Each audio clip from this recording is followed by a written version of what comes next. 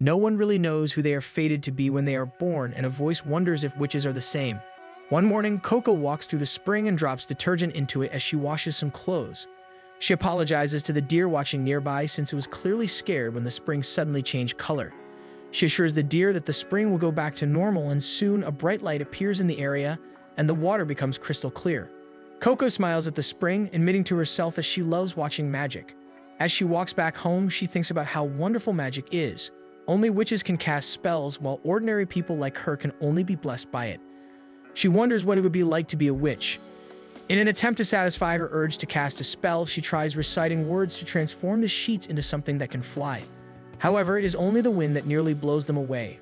She chases after the sheets, and when she gets hold of one, she suddenly spots a flying Pegasus carriage in the sky. The carriage lands nearby, and she decides to go down to get a better look because she has never seen one. She puts her book down as she calls out for her mother, excitedly yelling about the Pegasus carriage. She immediately opens the door, accidentally hitting Kefri, a witch. She quickly apologizes for hurting him, but Kefri insists that the fault lies with him. Her attention then shifts to several women looking at her mother's clothes. The travelers came by Pegasus carriage, so Coco becomes excited that they came to visit their shop. Because her mother is busy entertaining the other women, Coco offers to help Kefri cut a piece of the cloth he's hoping to buy. Before she does so, Coco asks her mother if she can look at the Pegasus carriage after work. Her mother is hesitant, but then Coco promises not to mention wanting to become a witch if she's given permission. Her mother sighs but allows her to go as she finishes early. Determined to get the job done fast and properly, she asks Kefri for the measurements and he hands her a paper with the instructions. She goes over to the fabrics and picks a roll. She carefully checks the measurements and starts drawing the guideline for the cut. She then swiftly cuts the cloth and notices Kefri studying how she works. Kefri takes the cloth and comments on how good her concentration and the steadiness of her hands are. He studies how clean her cut is and calls her work magic. Coco becomes flustered and tries to convince him that magic is more mysterious and impressive than what she can do. She begins talking passionately about how amazing magic is until she ends up flustered. Kefri is amused by how much she likes magic, so he asks why. Coco ends up admitting that she once attended a festival held in the castle where she met a witch named Egwene who was wearing a mask. Egwene had convinced her to buy a magical picture book. At that time, Coco didn't know what magic really was, so Egwene used magic to make images appear before her and even light up the flooring to impress her. Coco was immediately enchanted and decided to buy the book, so Egwene sold it to her and included a wand. When she showed it to her mother was disappointed. However, Coco was still talking excitedly about the discovery. Coco even told her mother that she wanted to become a witch, but her mother told her that in order to be a witch, she needed to be born with magic, which Coco wasn't. Not wanting to give up her dream, she showed her mother that she could make the ground light up where she stepped. So her mother told her that if she could keep making the ground light up all the way home, then she could probably become a witch. However, after walking a certain distance, the ground was no longer lighting up, which disappointed Coco. Coco cries as she tells the story to Kefri, who finds something suspicious about it. He tries to get more information from her, but a sudden sound causes Coco to check what is happening outside. The Pegasus seem to be panicking over something, and on the ground, the floorboard of the carriage has become detached. Coco approaches the two boys nearby, and it looks like they were the cause of the damage. Coco's mother helps them apologize to the three ladies who used the carriage, but now they have a problem since they need the carriage to reach home. Kefri studies the damage carefully and tells them that it looks like he can fix it. Noticing that people don't seem convinced, he pulls out a pointed hat and introduces himself as a witch. People begin looking relieved that someone like a witch is willing to help them. Coco immediately offers her family's workshop because she really wants to see a witch cast a spell in real life. However, instead of being able to watch, she finds herself outside the workshop. Kefri had instructed her to stay outside and make sure no one enters. She feels a little let down that she won't be able to see anything. She has always been curious about how spells are cast.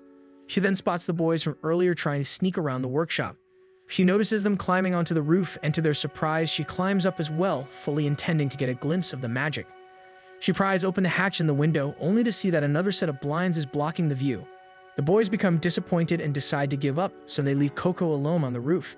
She is about to give up as well, but a strong gust of wind suddenly causes some of the sheets to fall on her. She takes a moment to gather them and bring them back, then heads down to retrieve her book. There is a small window nearby that should allow her to see inside the workshop, and she debates with herself about whether she should try peeking again. She decides it shouldn't hurt and carefully takes a peek. Inside, she sees Kefri using a pen and drawing symbols on the floorboard he is repairing.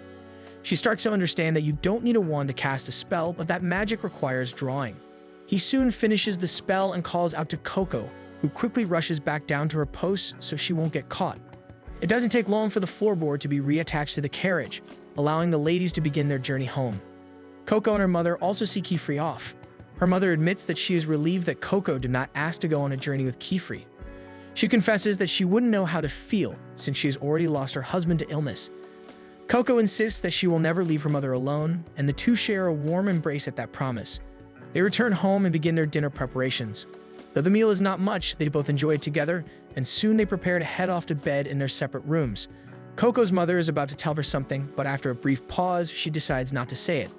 They bid each other goodnight, and when Coco enters her room, she continues thinking about her mother's words. She takes out the book and the wand. She starts to pull the bottom part of the wand and notices that a pen tip is hidden inside. After seeing Kifri use magic earlier, she had a feeling that the wand was actually a pen. She studies the pages carefully and notices pentagrams drawn on them. She tears out one page, then studies the wand again. She notices there is liquid inside the crystal and tries to detach it, discovering that it is filled with ink. She dips the pen tip into the ink and begins drawing on the page, hoping she can cast a spell. Her lines are shaky at first, but she keeps drawing. After a while, she becomes more confident with her strokes, so she tries imitating one of the images shown in the book. She feels like she isn't doing a good enough job, so she moves her source of light closer to see the drawing more clearly. She manages to copy one of the images poorly and holds her breath, hoping something will happen, but nothing does. Her hopes that she could perform magic begin to crumble. She doesn't realize that the reason nothing happened is that she did not complete the circle. So when her pen accidentally blots some ink onto the page, closing the circle, something finally happens. Her pentagram lifts off the page and begins to create small fireworks in front of her.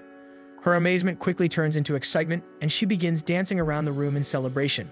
However, her excitement soon turns into worry when she realizes that Kifri might get angry if he finds out that she was watching him earlier. She decides that it should still be safe to try one more drawing and begins scribbling. Meanwhile, in the nearby forest, Kifri lies awake, still bothered by Coco's story. He feels that there is something more of the magical picture book that Coco had purchased. Then suddenly, he sits up as he realizes something is wrong. Back with Coco, she has just figured out how to draw fire. She hurriedly puts it out with her pillow. She then looks at the other pentagrams she made, feeling confident that she is getting better at drawing and understanding them. She realizes that if she makes bigger circles, the spell becomes stronger, and that the spell will last longer if she manages to draw neatly. She knows that drawing big and clean shapes is hard to do. She then gets an idea and lays her book on the table, placing a clear page in front of one of the images. She begins tracing the pentagram and notices that her drawing becomes more accurate. She doesn't notice something in the dark closing in on her. Before the spell can activate, Kifri suddenly grabs her and darts out of the house using his own magic. When they reach a safe distance in the sky, he demands to know what kind of spell she just drew. Coco shakily admits that she simply traced a pattern from the book. They then hear Coco's mother calling for her. When they look down, Coco desperately tries to call out to her to run as her spell is growing too big. The spell catches her mother, encasing her body in a crystal-like stone. The spell continues to grow beneath them, and Coco desperately tries to break free from Kifri's grasp, despite his protests and warnings that she has just used an evil spell. She manages to break free, but before she can hit the ground, Kifri quickly catches her and pulls her away from the spreading crystals. He darts back into the air, keeping them at a safe distance, and Coco begins apologizing, admitting that she didn't know it would come to this. Kifri explains that all witches need to cast spells are special ink and knowledge of casting seals in order to perform magic. It is a secret among witches so that nothing dangerous will happen to ordinary people. But now that she knows the truth, he says that he will need to erase her memories. Coco immediately begs him not to erase her memories because she believes she is the only one who can save her mother. She tries to reason with him, explaining that even if she does not fully understand the spell, she memorized how everything looked in the picture book. Kifri pauses, realizing that Coco might be an important factor in finding the people who are secretly selling the picture books. He's been hunting them for years and has never been able to locate them. But since Coco knows the contents of the book, she might be able to help him. He then asks Coco to confirm whether she remembers the casting seal and the page she copied. Coco recalls that there were several copies of the picture book and believes that she can save her mother if they manage to find the same book. With tears in her eyes, she begs him not to erase her memories. Kifri looks at her seriously and asks if she is capable of keeping a secret and if she is willing to learn magic. Since she is now aware of the witch's secret, she must become a witch and properly learn magic. Otherwise, he will be forced to erase her memories. The next morning, Coco wakes up and finds herself inside a Pegasus carriage. When Kifri notices that she is awake, he points out something in the distance. Coco looks at where he is pointing, and Kifri tells her that it is his atelier and the school where she will be studying. As they walk toward his place, Keyfried informs Coco that he has planned to guard briar seeds around her house. These seeds will prevent people from getting close to her old home, since it is no longer safe. Coco suddenly stops following him in the middle of his explanation, and Keyfried notices that she is shaken by the painful reminder of what happened to her mother. He pulls Coco closer so she can step inside his home, advising her not to be too harsh on herself. When they enter, soft light filters into the atelier. Keyfried uses a spell to gather water in midair so that Coco can use it to wash her face, but she becomes confused about how to use it. Keyfried suddenly remembers that Coco has no change of clothes, so he tells her to wait while he retrieves some for her. Coco feels a little uneasy being left alone. However, one of Keyfried's students, Tetia, suddenly reveals herself and introduces the spell to Coco, explaining that it is called water vapor. As Coco allows Tetia to pour the floating water into her palms, she feels her amazement for magic return. She thanks Tetia, who suddenly thanks her back. Tetia explains that she loves being thanked, and the two end up going back and forth, repeatedly thanking each other. Another student, Richie, steps in and tells Coco to ignore Tetia, explaining that she can be overwhelming. Tetia insists that she only wanted to help Coco. Coco notices that Richie is holding inks and papers and asks the two girls if they are witches. Tetia explains that they are only apprentices under Keyfried, and that she was under the impression that Coco was also his student. Coco quickly explains that she is not really a student yet, as yesterday was the first time she had ever drawn a spell. The girls exchange uneasy looks and ask her if she is the rumored outsider. They explain that a non-witch managed to cast a spell the previous day, and that the spell was a type of forbidden magic. However, the outsider was allowed to stay and become a witch's apprentice. Just then, Keyfried returns and notices that Coco is already talking with his students. He calmly tells the other girls to continue their studies in their room after finishing their morning chores. He then hands Coco a set of clothes, explaining that it is the uniform worn by his students. When Coco accepts the clothes, he promises that he will explain everything to her properly. Coco returns to his side after changing into the new clothes, and Keyfried begins explaining the history of magic. Apparently, in ancient times, magic was not considered anything special, since anyone could perform it as long as they had knowledge of magical patterns and specialized ink. Because magic was available to everyone, it eventually became a powerful tool used to wage conflict. It was during this dangerous period that many destructive spells were created. A group of individuals who rejected violence eventually came together and became witches. They created a powerful spell that could erase people's memories of magic. From then on, only people who would not use magic for evil were allowed to retain the knowledge. Ordinary people were made to believe that only witches could perform magic. Keyfried explains that every witch is extremely careful about protecting that secret, which is why the rumor about Coco learning the truth spread so quickly. Coco quietly accepts that she made a mistake in trying to uncover the secret of magic. She then asks what forbidden magic actually is. Keyfried explains that forbidden magic refers to spells created during the Age of Conflict that were officially banned on the Day of the Pact. He emphasizes that these are capable of harming people. Coco suddenly clings to him and begs him to teach her the magic she is not supposed to use. She explains that she will be too afraid to do anything if she does not understand what forbidden magic is. Keyfried kneels down to her level and gently tells her that he would not rush his students to learn about this topic. But since Coco is a special case, he has decided that she needs to understand it sooner. He then leads her toward a staircase. As they walk down the stairs together, Keyfried explains the types of forbidden magic. He says that spells that alter the human body are usually forbidden, such as transformation magic or magic that changes a person's age. Next are spells that allow teleportation without the use of proper gates or doors. Finally, he explains that any magic capable of manipulating a person's thoughts or emotions is also banned. Harming and healing others are also prohibited, but there are exceptions to the rules, and Coco manages to guess that one of those exceptions is erasing memories. Keyfried continues explaining that spells are usually used on tools. To demonstrate, he draws a simple light spell on a lamp. He then shows her a window covered with moving patterns. He carefully moves the patterns around, which activates a teleportation spell. Coco is shocked to see that beyond the window is a lake. Keyfried explains that the spell is called Windoway, which connects two round windows that share the same pattern. He then points toward a tall tower and explains that it is the Tower of Tomes. Magical books are stored and duplicated there in order to preserve knowledge. Coco suddenly feels that the picture book might be there, so she eagerly tells Keyfried to take her to the tower. However, a sea serpent suddenly appears, swimming in front of them. With a powerful flick of its tail, it sends a large wave crashing toward the portal, knocking both Keyfried and Coco down. Keyfried quickly closes the portal and explains that the creature was part of one of the 4 librarians' trials. Witches must overcome each trial in order to enter the building, so he advises Coco to study hard so she can eventually work her way there. He then looks at her with a kind smile and tells her how happy he was when she expressed that she wanted to learn magic.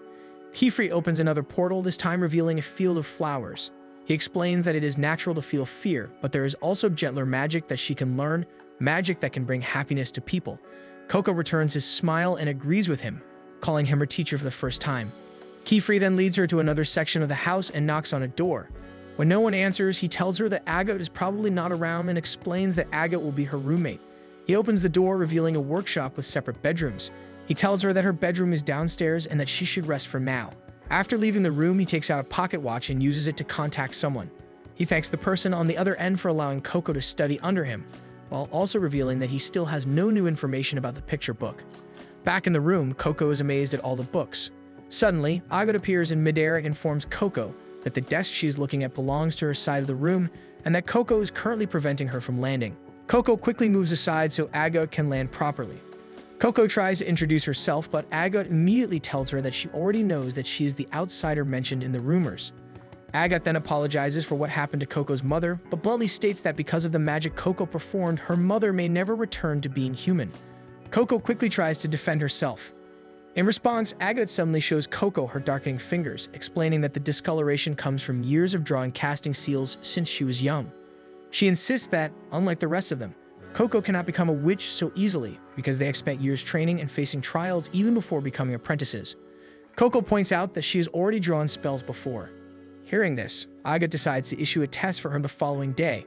But before they can properly discuss the rules, Tetia and Richie suddenly appear by the door, inviting the two girls to dinner since they will be celebrating Coco's welcome to the atelier.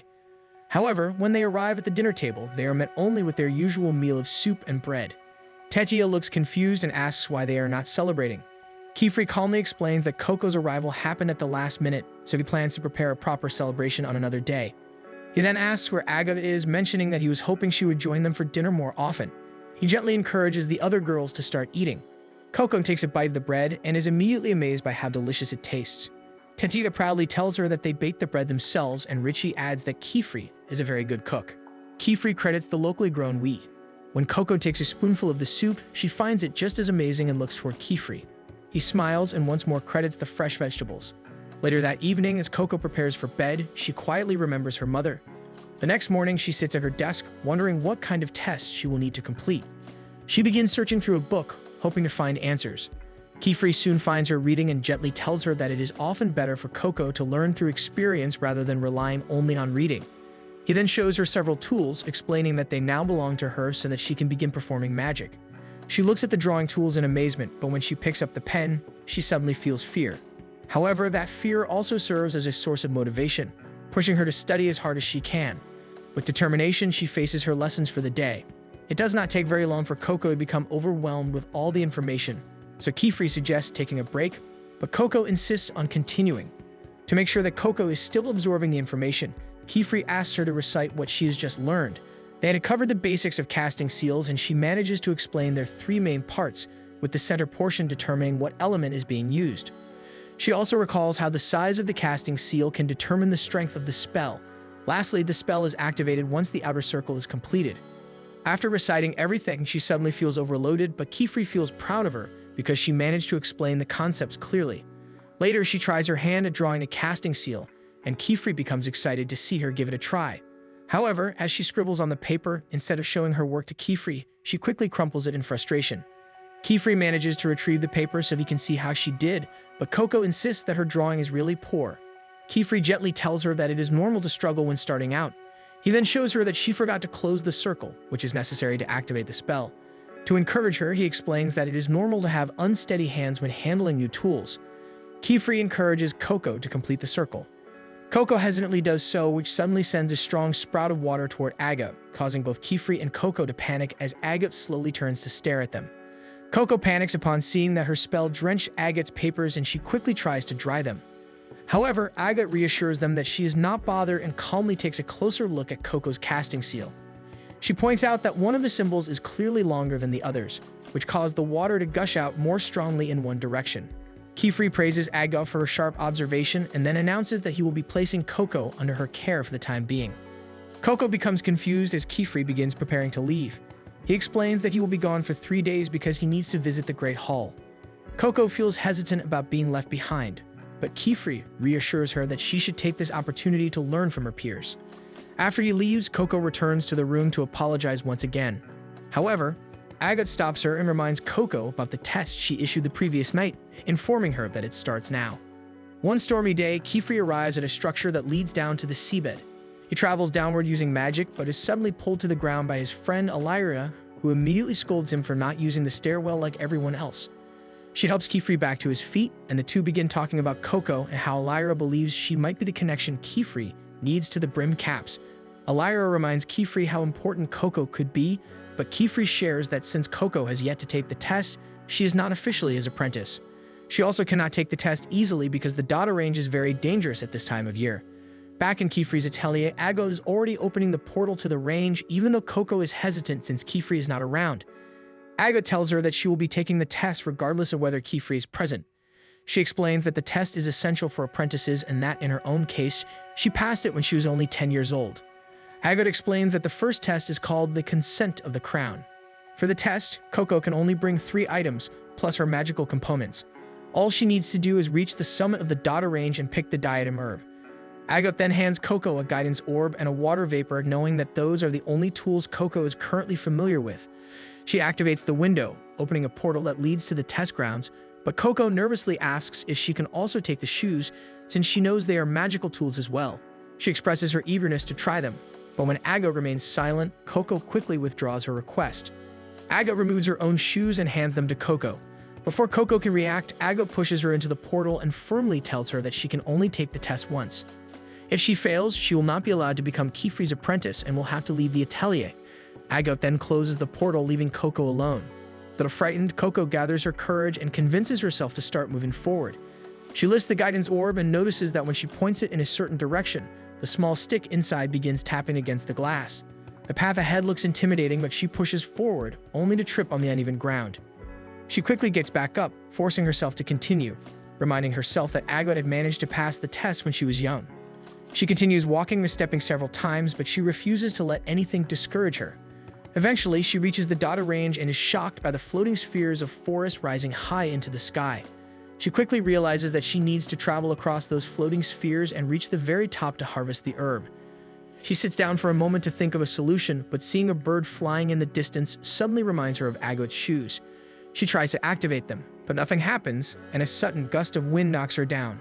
She carefully studies the casting seal on the shoes, noticing that the circle is split into 2. She remembers that to activate a spell, the circle must be complete. So she stands up and carefully tries to align the 2 halves of the circle. The spell activates and she is suddenly pushed into the air. However, she quickly loses her balance and falls back to the ground. She looks up at the bird again and realizes that despite falling, she actually managed to fly for a moment. She stands once more, feeling more confident that she can do it, but when she tries again, she moves forward briefly before falling back to the ground. She remembers Kefri telling her that she simply needs time to get used to doing magic, so she decides to practice slowly, lifting herself only slightly off the ground.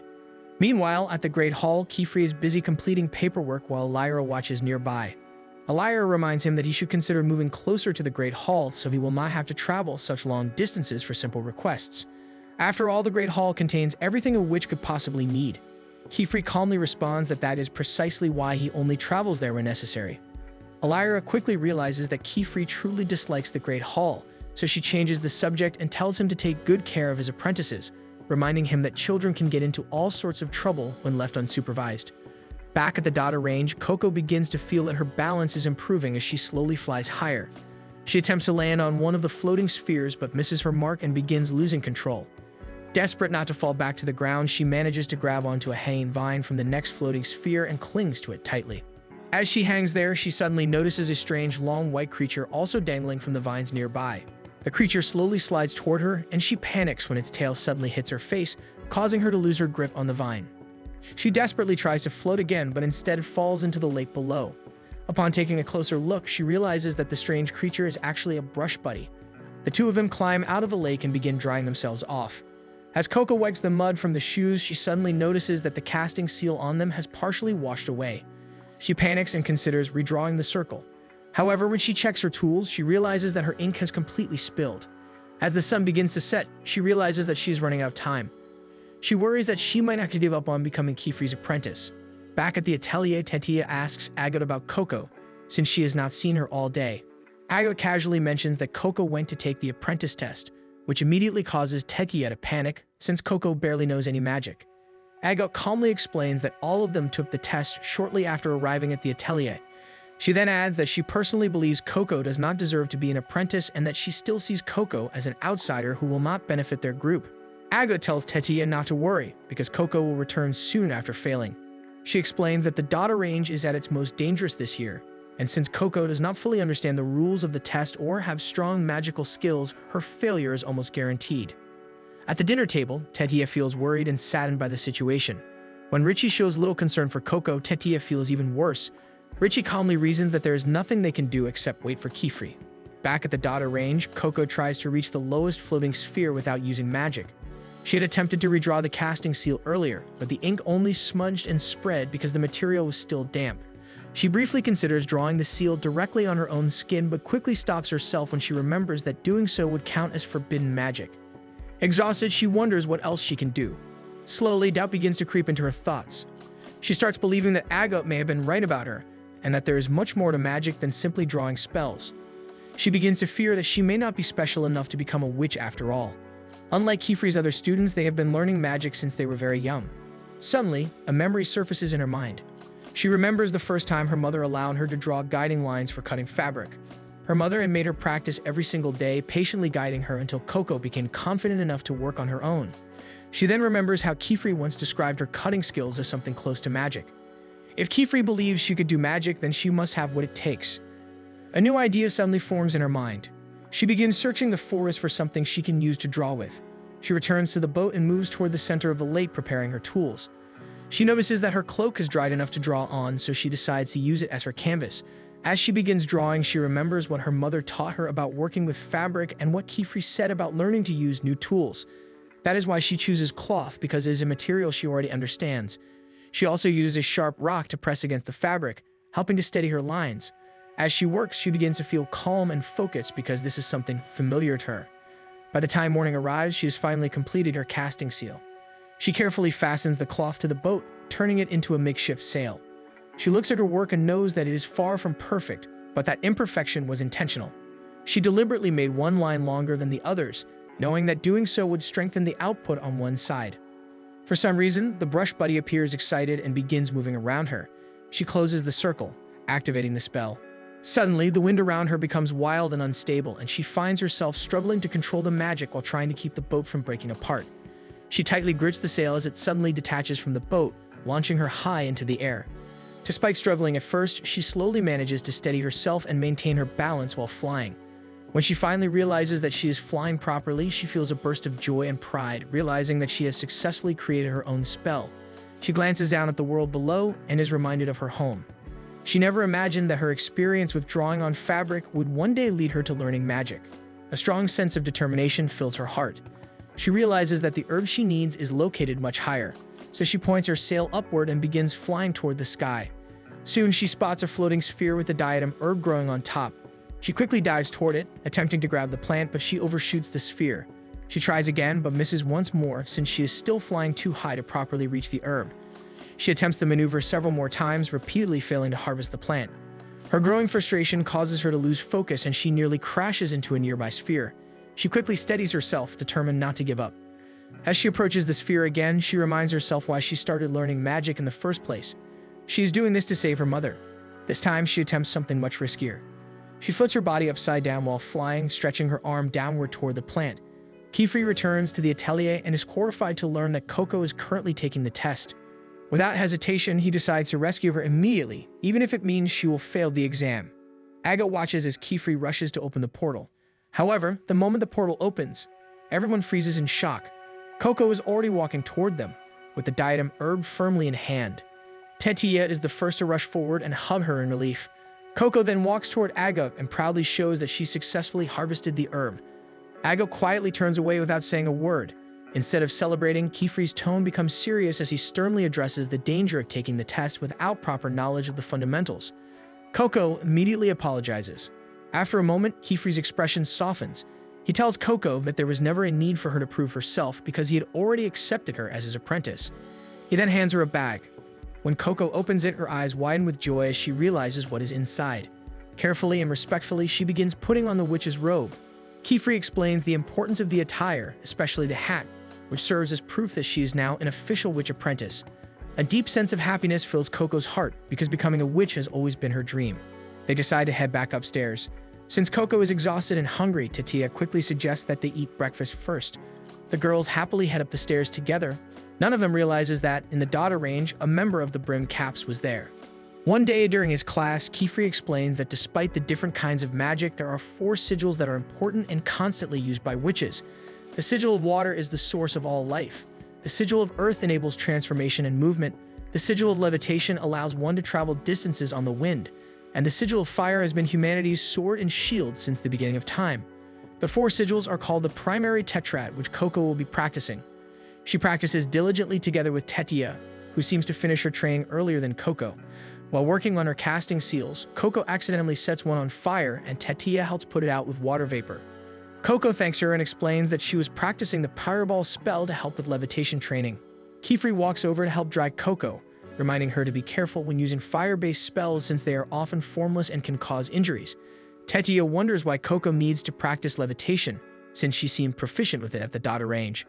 Coco explains that she was hoping to fix the shoes she borrowed from Agot because she ruined them during the test. For the most part, the shoes are already fixed. She only needs to redraw the casting seal, which she keeps messing up since her lines are never straight. Kefri picks up the pen and wonders if that's the problem, so he suggests they go to the magic stationer so Coco can pick one for herself, which excites Tetia. Kefri explains that it's a shop that sells magical goods, and the idea of going to an actual magical shop excites Coco. Kefri and his students fly toward the town with the magic stationer's shop. The town is called Khan, a small island by the sandbar, and it is the closest witches' town near the atelier. When they land, Coco is amazed to see so many witches in one area. Kefri tells his students that the small island helps protect the town from the monster that live in the marshwoods.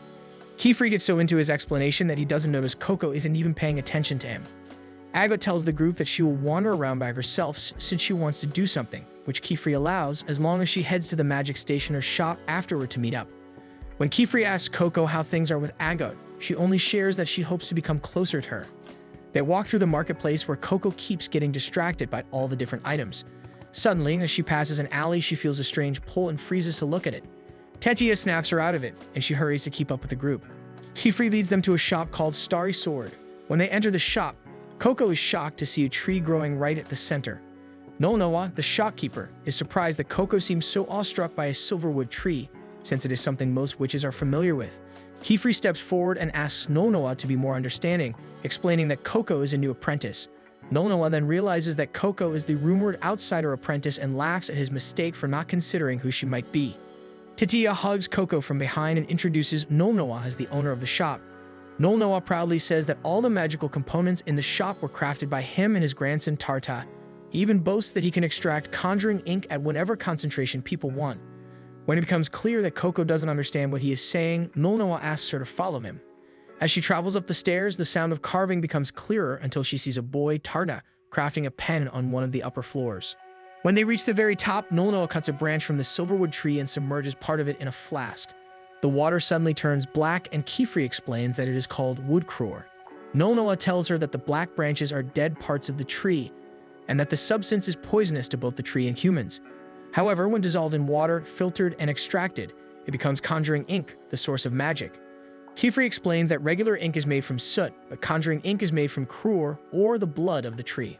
Silverwood trees are very important to witches since they are the only source of conjuring ink. Nonoa tells Coco the old story of how a silverwood tree fell in love with a witch. As a gift, it offered its blood for ink and its branches for wands. Coco reacts to the word wand, which makes Nonoa chuckle as he guesses that she came to the shop looking for one. Coco confirms his guess, so he pours some ink into a container and tells her to try some of the wands available in the shop. When he hands her the ink, he expresses his confidence that the shop contains the perfect wand for her. When they head back to the main shop to try the wands, Coco suddenly sees Iguine by the window. She bursts out of the shop to confront him, but he is already darting away. She runs after him, causing Tetia and Richie to worry that she might get lost, so they decide to follow her. Coco ends up running past Agot, who is shocked to see her. Tetia and Richie stop where Agot is and pull her along to follow Coco. Coco does her best to keep Iguine in sight as he weaves through the streets and alleys to shake her off. She continues chasing him. while close behind her are the other girls and the brush buddy, who is eventually unable to follow due to a thick fog suddenly covering the alleys they entered. The fog eventually clears and the brush buddy moves forward, only to realize it has lost sight of Coco and the others. Meanwhile, Agot finally catches up to Coco and demands to know why she suddenly took off. Coco explains that she is following the person who gave her the forbidden magic book, but when she turns to look for him, he is nowhere to be seen. Tetia suggests they head back, but then Richie notices that the scenery is strange and that they might not be in town anymore. Agot studies the area as well, noting that the walls and road are made of a different kind of stone not used in Khan. Tetia doesn't believe it, since they didn't pass through a windowway or use teleportation. She decides to fly up to see where they are, but Agot begins to suspect that teleportation may actually be the case. The girls suddenly realize that they might have been brought there through forbidden magic. Tetia returns in a panic and tells them they need to leave immediately because they are no longer in Khan. As Tetia tries to lead them away, she explains that something saw her. Igumim watches them as a dragon appears before the girls. He wickedly welcomes Coco to the world of magic and describes her as their hope.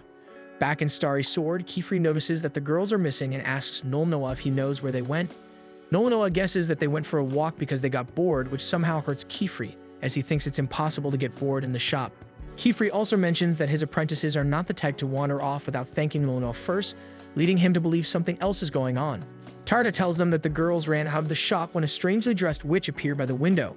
He mentions that the witch was wearing a mask that looked like an eyeball, making Kefri realize that the girls are in danger. Back with Coco and the others, the dragon notices them and looks as if it is preparing to attack. The girls freeze in shock. Agot instructs them to maintain eye contact and back away very slowly. When she believes they are far enough, she will tell them to run, and they must do so with all their strength. Coco agrees with the plan, and the girls begin backing away as Agot instructs. Agot stays closest to the dragon, and once she decides they have enough distance, she tells them to run. The moment she does, the dragon lunges and begins chasing them. When it gets too close to them, Agot manages to fend it off by using a fire spell she drew in her palm choir. She tells the girls to run while the dragon is struggling to recover. As they run away from the creature, Coco praises Agot for the amazing spell, believing she managed to draw it quickly. Agot explains it's a combination of fire and wind sigils, and it was already drawn in advance in her palm choir. All she needed to do to activate the spell was to close the ring. Coco continues to praise her quick thinking, momentarily forgetting the danger they are in. The girls reach a dead end and consider taking another path, but they notice the dragon searching for them nearby. The reality that they might be goners suddenly hits Tetia. She agonizes over how she has left so little impact on the world as a witch and begins to regret certain choices, which makes Coco realize that Tetia regrets running after her. Agot stays by Tetia's side and tells her to calm down. She reassures Tetia that, as witch apprentices, they will be able to find a way back using their magic. Agot tells them they can use a wall breaker spell to clear an escape route, but she needs time to draw it since it needs to be large. She instructs Tetia and Richie to distract the dragon long enough for her to make the casting seal. Coco hangs back, remembering how Tetia had looked at her earlier. She understood right away that Tetia blamed her for the situation. She feels alone again, but she doesn't blame Tetia because she believes Tetia is right. Tetia draws a wind spell, which she fixes into her witch's garb that she sheds off. It flies into the air, and she hopes the dragon will go after it, believing it is one of them. To their relief, the decoy works and Agot begins working while Coco is amazed that Tetia managed to distract the dragon. While watching the dragon, Coco notices something by the wall near it, and as she focuses on it, she recognizes it as a casting seal. She tries to get Agot's attention by touching her, but this causes Agot to mess up one of the lines. Agot is furious and immediately scolds Coco for ruining possibly their only way out. Coco tries to apologize, mentioning she never meant to do anything bad, but Agot snaps at her, saying Coco never means anything bad, and it doesn't change the fact that many things are her fault, such as turning her mother into stone or getting them all into trouble. She tells Coco she is better off not doing anything. Tetia feels the tension grow and tries to refocus Agot on thinking of another way out. However, Richie is the one who manages to complete the spell by creating several small wall breaker spells to form a bigger hole instead of the large casting seal that Agot had attempted earlier. Agot praises her quick thinking and encourages the girls to finally escape from the dead end. She meant the physical dead end, but she remarks that Coco can also take it as them no longer wanting to associate with her. Tetia gives Coco a worried glance before eventually following Agot. Coco steps forward and picks up Tetia's hat, wondering how Kefri will resolve this. Meanwhile, Kefri has been searching with Nolnoa and Tarta for the girls since learning that the brim caps are behind their disappearance. Tarta remembers seeing Coco run after the mysterious witch from his window, but it never crossed his mind that the strange witch was a brim cap. Even Nolnoa is surprised that one of their members would come to a witch's town. Kefri briefly explains that they are identified by wearing hats and masks from the bygone era of magic. Part of the reason he took Coco in was that he believed she could provide him a clue on how to find them, but he didn't think the brim caps would actually be after her. He tries to ask Tarda if he remembers anything else, but Tarda apologizes because he has no more leads. Coco's brush buddy then tugs on Kefri's clothes and he recognizes it immediately. He asks if the brush buddy knows where the girls are, and the brush buddy begins pointing and heading in the direction where he last saw them. Kefri follows the brush buddy, realizing how late it has become. He desperately hopes that all the girls are still safe. Eventually, the dragon discovers the girls' trick and starts chasing them. The girls have been running around in circles and find themselves back at the hole that Richie had made for them earlier. Ago tells them it's best that they search for a place to take shelter for now, since the temperature is dropping. The girls manage to find a covered part of the maze that gives them some shelter. As they rest, Coco takes the opportunity to return Tetia's hat and apologize. Coco then insists that Tetia wear her cloak for warmth, while she snuggles up to her for warmth. Tetia curiously looks at Coco, who admits that the cloak makes her feel safe. She shares that the cloak hides her form well, so no one can actually tell when she's shaking with fear. On the outside, people will think she's a brave witch and she can draw power from that belief. Coco hopes she can share some of that courage with Tetia because she believes Tetia will be more useful given their situation. Overwhelmed with emotion, Tetia activates a spell that envelops her and Coco in a puff of cloud. Coco is shocked by the warmth of the cloud when Tetia appears before her. Tetia apologizes for looking at her scornfully earlier. The memory of how she looked at Coco is still fresh in their minds. Though Coco insists that it's fine, Tetia still feels regret over her actions. She acknowledges that she shouldn't have reacted like that and that she should be the one protecting Coco since Tetia has been a witch longer. Coco tries to tell Tetia that she is protecting her. She hugs a bunch of the clouds, explaining how they make her feel warm and protected.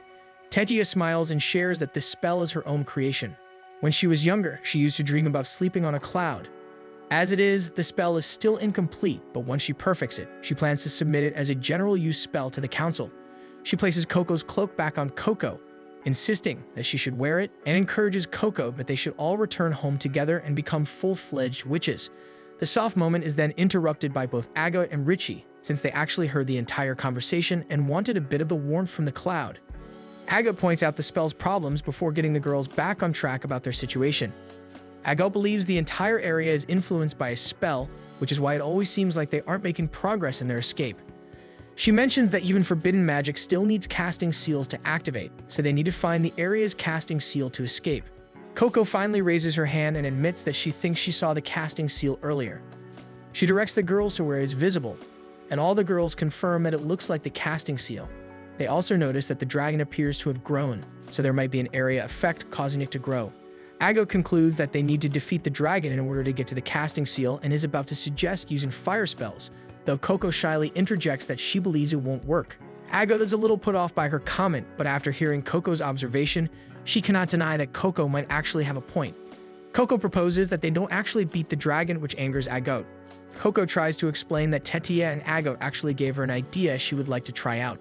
They return to the area where they were resting, and Coco draws out her plan for them. She explains that she wants to make a cloud bed for the dragon. She believes that it might be comfortable enough that the dragon could potentially no longer want to fight them in favor of resting. Agot is about to protest, but Richie thinks it's a great idea since she believes in the power of a comfortable bed. Even Tetia is on board with using her spell for the plan. Coco runs up to an area where she can get a better view of the dragon. She tells the girls that she is actually worried about the dragon because it crashed nose first into a wall earlier, which means the dragon might be injured, which is why she thought of the plan. She tells the girls that Kefri once told her that magic can bring happiness to people, so she hopes that the dragon will experience kinder magic from them. Tetia and Richie try to convince Agot that this is the best plan they have so far so she can help out.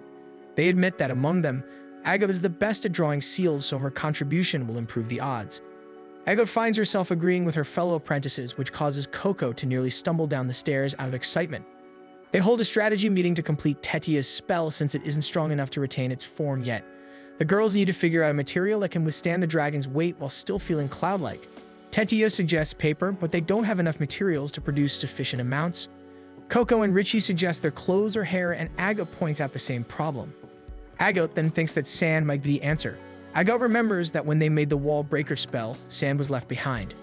She tells Richie that they need to make the casting seals smaller to produce finer sand, and Richie begins drawing several seals right away. Tetia needs to come up with a spell that can help them gather the sand in the central plaza, while Agot tasks herself with making an enveloping spell to keep it in place. Coco tries to ask for a job as well, but Agot refuses to give her one. She admits that Coco's plan is good, but Coco isn't at a skill level that Agot can trust with the spell.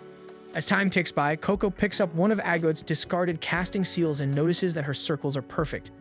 She wonders how Agot manages to do it, so she moves closer to get a better look. She notices that Agot draws the circle in the air a few times before letting the pen hit the paper. She wonders if Richie and Tetia do the same, and when she looks, they all have a similar technique. She realizes she never thought about those details before, so she takes out her notes and pen, suddenly feeling the urge to practice. She steadies her hand and begins to practice drawing. Soon night falls and the dragon becomes restless. The girls notice the temperature drop and wonder how they can keep warm, while Agot admits she's having a hard time thinking of a possible enveloping spell. Tetia and Richie begin throwing out ideas, but Agot rejects them all. Suddenly, a light shines to the side and they notice that Coco has successfully made a fireball spell. Tetia and Richie are the first to congratulate Coco. Unlike her previous attempts, her spell is finally stable. Coco shows them that she was just practicing while the girls were busy with their own spells. Agot tries to calm the girls, mentioning that anyone can do it with enough repetition, which makes her realize something. She tells the girls her plan, and by morning they are ready to execute it. They run across the roofs while the dragon does not notice them yet, since they need to get into position to draw their spells. Coco and Tetia travel to one end of the maze, while Agot and Richie take the other. Agot notices that the dragon has grown in size, so they really need to make their escape now, otherwise it will be too dangerous for them. Once arriving in their area, the girls begin drawing their casting circles on the ground. When Tetia finishes her preparation, Coco gives a signal to Richie, who signals back that they have also completed theirs. Agot tells Richie to signal them to close the circle at the same time. On the third wave of their hats, both casting circles are closed, activating the spell. They then move on to the other stations where Tetia and Richie are able to close several other circles due to their sylph shoes. The sand begins forming into fluffy clouds on the ground. Agot had managed to figure out a trick to retain the sand's form through the use of the repetition spell. This way, no matter how many times it gets displaced, it will always attempt to return to its original form, mimicking how a cloud acts. The dragon tests the cloud with its paws and after a few seconds decides to lie on it with its full weight. The girls cheer since this means their plan is successful. And while the three girls want to name the spell the dragon Disabler Cushion, Agot decides a better name would be Serpent's Bed of Sand. The girls all agree that it's the better name and begin heading to the area's casting seal. Tetia hangs back a bit to look at the dragon. She tells Coco that it's the first time a spell she made has made someone look so happy. Even though it's a dragon, she feels happy and fulfilled that her magic brought comfort to it. The girls manage to reach the casting seal, but none of them can determine what type of seal it is. Meanwhile, Kiefer is searching the area where the brush buddy had brought him. He doesn't sense anything, so he wonders if the girls were moved somewhere. Tarta notices sand on the pavement, which he finds odd because there shouldn't be any in this area. Kiefer notices the brush buddy sniffing at a stone and picks it up to see parts of a seal. It suddenly activates and Kiefer has to keep himself and Tarta safe from the sudden wave of magical energy. When Tarta is out of the way, Kiefer faces the spell head-on. Back with the students, their entire area suddenly becomes unstable due to the attempt they made to destroy the circle. Coco notices that the sky is opening up, which could mean their way out. However, Agot pushes her down because the dragon is starting to attack them again. In Agot's attempt to save Coco, she is the one who ends up taking the fall for her. She thinks this might be the end, but Kiefer suddenly catches her and darts away from the dragon. The dragon's attacks are now focused on both of them, and Kiefer begins climbing an altitude. He instructs Agot to hold on tight since he needs his hands to draw a spell. At a certain height, he closes a circle, which opens up the rest of the sky in the area where they were trapped. The clouds he cleared become water vapor, which he then forms into a dragon. Kiefer's water dragon is much bigger than the one that was attacking them, so it completely engulfs the smaller dragon and sends itself crashing to the ground in waves. The water completely submerges the maze and the dragon floats up unconscious. Since it is now safe, Tetia and Richie fly toward Kiefer, and all of them are relieved to be reunited, until Kiefer notices that Coco is missing. Coco has been captured by Egwene and is unconscious. Egwene is pleased to meet her again after many years. He admits that the maze and the dragon were a test to aid in her growth. Egwene decides that he will give her another present, magic that Kiefer cannot teach her, then sends Coco back to the maze. When Coco regains consciousness, she sees Kiefer and everyone looking at her. She struggles to sit up, but immediately looks for Agot, who is nearby. Coco feels relieved seeing that Agot and everyone are safe, then realizes they are no longer in the maze. Kiefer explains that he found her unconscious by the stairs and notices a faraway look in Coco's eyes, which makes him think the brimmed caps must have had contact with her, though she denies it. She then looks at everyone and notices how tattered their garbs are. She's overwhelmed with guilt over her actions and apologizes for endangering them. Kiefer suddenly gets up and tells Coco that Tetia told him what happened. Instead of scolding Coco, Kiefer praises her for her ideas, mentioning how important thinking is just as much as drawing and casting. He wants to nurture Coco's talent as much as possible. Coco, though tearful, finally smiles and the girls celebrate their win for the day. Nolno arrives, pleased to see everyone are safe, but Kiefer tells him to study the ink in the forbidden casting seal. He also tells Nolnoa not to tell the Knight Morales about the incident. Nolnoa is about to decline, but Kiefer fixes him with a frightening gaze that stuns Nolnoa into silence. When Nolnoa snaps out of his fear, he senses that something important is about to happen. One day in the atelier, Ago and Coco are busy studying in their room. As Ago prepares her spells, she keeps getting distracted by every noise Coco tends to make. Eventually, Ago heads out, and Coco wonders if she's being too loud for her. Ago goes to the clearing and tries to concentrate. She manages to draw the weak light spell with her eyes closed. At first, Ago isn't too pleased with the result, but it ends up attracting a bird. The spell eventually expires, causing the bird to fly away. Back in the atelier, Coco has moved on to practicing drawing spells. Her lines are still shaky, and she sighs because she was unable to choose a pen of her own when they went to Con. She can draw clean lines with pigment stones, but that doesn't work for drawing spells in her palm choir. She lies down to think about her situation again. She still can't perform many spells, but Kiefer had once praised her for her ideas. She quickly shakes the thought away, reminding herself that she cannot give up on magic and needs to keep practicing. She lets out a small shout to pump herself up to continue drawing, but she ends up feeling sleepy from all the reading she did earlier. However, instead of landing on the floor, she falls on a Kiefer, who warns her that she will catch a cold if she sleeps there. Coco quickly tries to explain that she had no intention of sleeping. She then admits that her progress feels slow and she doubts whether she can pass the trial of the Toms and find the picture book that the brimmed caps gave her. She catches herself spiraling and tries to say something more positive, telling Kiefer that she will do her best and that she truly loves magic. Kiefer stops her by placing a book on her head and asks her to follow him. He leads her to the kitchen and Coco becomes curious because it smells delicious. Kiefer takes a pot from the shelf and opens it, revealing a stew. He invites Coco to try a little. She takes a bite and is instantly overjoyed by how good it tastes. As she does a small happy dance, Kiefer casually mentions that he made the stew 2 years ago. He reassures her not to worry about it being spoiled because there is a spell on the lid that keeps rewinding time to when it was still fresh. However, he does need to redraw it occasionally to maintain its quality. He then places hard potatoes on the table and asks Coco if she can cook them, since she recently learned how to perform the Fireball spell. With careful precision, Coco draws the seal perfectly. However, when she places the potato over the flame, it does not float and simply drops back to the ground. Kiefer explains that since the potatoes are heavy, she needs to extend the levitation line. She tries again, but now the flame does not reach the potato. She adjusts the strength of the flame, but it becomes too strong and ends up burning both the potato and the paper. Kiefer does not discourage her and gently tells her to keep trying. Coco continues practicing, and after several failed attempts, she finally manages to draw a seal that successfully cooks the potato. The potato roasts inside the flame and Coco carefully removes it just in time. When Kiefer cuts it open to check, he comments that it is cooked perfectly. Coco feels proud of herself and Kiefer asks if she is still feeling sleepy. He then decides to tell her a story about how he mastered water magic. He admits that he was never a good swimmer and that he mainly wanted to avoid water because he disliked getting soaked. So he practiced constantly, learning how to control water so he wouldn't get soaked whenever it was his turn to wash the dishes. He explains that making magic part of everyday life is the best way to learn.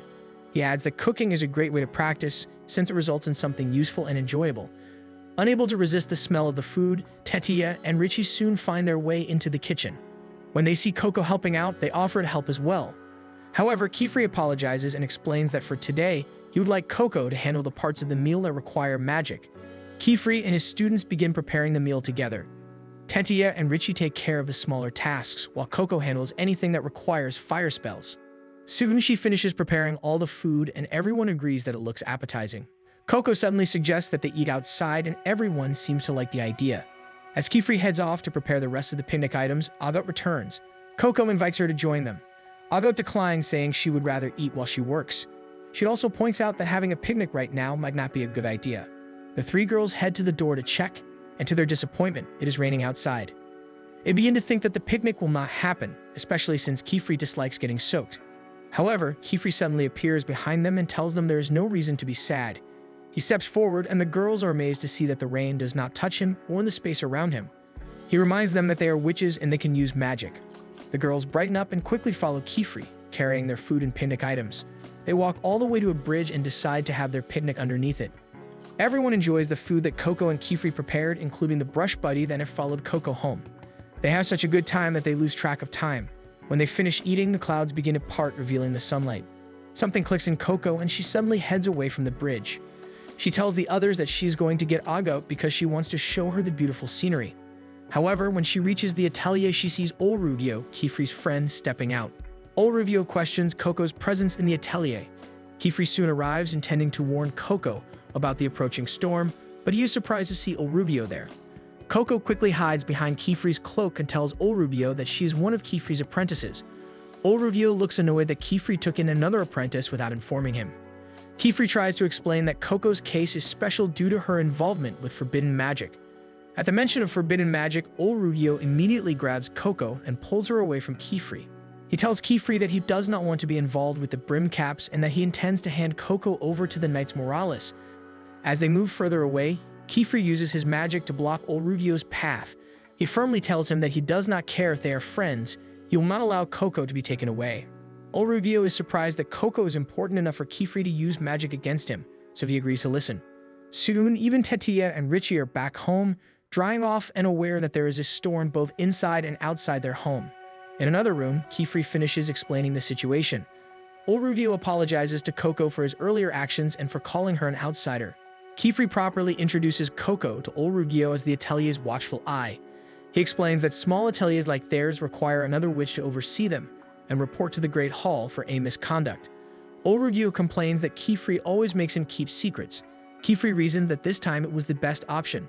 If he had erased Coco's memories, any leads to the brim caps and their forbidden magic would have been lost. Olrubio argues that investigating forbidden magic is not part of their responsibility and that they should leave it to the Knights Morales. Coco looks uneasy, so Kifri explains who the Knights Morales are. He says they are a group that strictly enforces the conditions of the Day of the Pact. They erase the memories of those who use forbidden magic as well as those who learn about magic. Kifri then tells Olrubio that if they hand Coco over to the Knights Morales, even her love for magic will be erased. He places a hand on Coco's shoulder and explains that she is a good child who loves her mother and works hard. He also emphasizes how much she loves magic. Kifri admits that Coco learning about magic was his fault, and if her memories were to be erased, then his should be as well. This causes Olrubio to reconsider.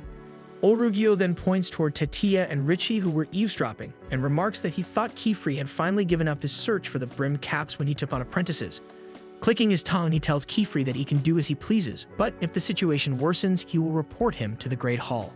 When Coco looks worried, Kifri reassures her, reminding her that she is rightfully his apprentice since she passed the test. He then tells the girls to take a warm bath before going to bed so they won't catch a cold. After her bath, Coco searches the atelier for her brush buddy. She catches a glimpse of it and follows it until it enters Olrubio's room. Coco panics because she is too scared to go inside and retrieve it. She gathers her courage and approaches Olrubio's door, but stops when she reads a warning that says she will be cursed if she knocks. Instead, she opens the door and tries to call her brush buddy from the doorway. However, she sneezes loudly and Olrubio catches her in the act with the brush buddy already in his hands. He floats down and hands her the brush buddy, whose fur is surprisingly dry. He then activates the seal on his rings, instantly drying Coco's hair as well. He tells her that looking after her health is also part of his role. He reminds Coco not to do something like that again, though he admits it was partly his fault for leaving his door unlocked. However, Coco is too distracted by the glowing path of stone on his floor. She tells him that this is the first spell that made her fall in love with magic. Olrubio reveals that the glowstone path is his own signature work. He begins explaining how the sigil functions, but Coco is too busy trying to make as many stones light up as possible by lying across them. Olrubio is slightly surprised by how much she admires his work. Coco explains that the glowing path holds a special memory for her. It is a happy memory because when she was younger, it made her feel like she had magic. But when she walked on a normal path, it also became a sad memory because it reminded her of how ordinary she was. She presses down on one of the glowing stones again and tells him that his magic gave her a dream, and she sincerely thanks him for that. She calls him teacher, which causes a warm feeling to rise in his chest. Flustered, he urges her to leave. Coco bows one last time before finally stepping out. After she leaves, instead of locking the door like he originally intended, old Rubio leaves it slightly ajar. The next day, it is still raining. Coco decides to continue her studies in the living room and invites Agot to join her. Agot refuses, saying she prefers to study in their room. Once Coco leaves, Agot resumes her practice, but she becomes irritated by the noise of the window rattling from the wind and rain. For some reason, it feels even louder than Coco, and it disrupts her concentration. She takes a deep breath and tries to calm herself, telling herself that this is good practice. Closing her eyes, she begins drawing again. When she opens them, the spell activates. The stream of light is still slightly unstable, but it is noticeably better than before. She begins to feel confident that she will soon be able to complete her own spell. Suddenly, her concentration is broken when she hears someone outside the atelier calling for help. She heads out to investigate and sees Kifri speaking with someone from a nearby village. Agot approaches the other apprentices and learns that the bridge at Stairway River has been destroyed and a carriage is stranded in the middle of the river. She overhears the man urgently pleading with Kifri to hurry, explaining that his son is trapped inside the carriage. Agot feels that this is her chance to do real work. She steps forward and begs Kifri to take her with him, promising that she can finally be of help this time. Thanks for watching. Subscribe now and see what happens next.